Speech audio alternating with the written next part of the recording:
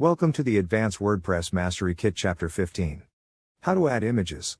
In this video tutorial, we are going to take a look at how to add images in your posts, step by step. So let's get started. So again, we start with a new post and first enter your post title. Then click on this plus button to add a block and search for image. Select image and insert it. Now you can upload images, select from media library or insert from URL.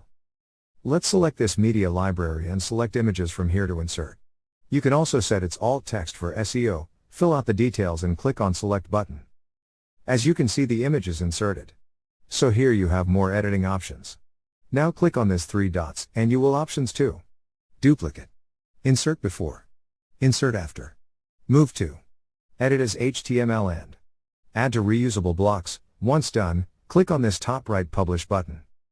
After that, click on this View Post button. And here you can see your full post with title and image you have inserted. So this is how you can add images to your posts. Thank you for watching. Please proceed to Chapter 16.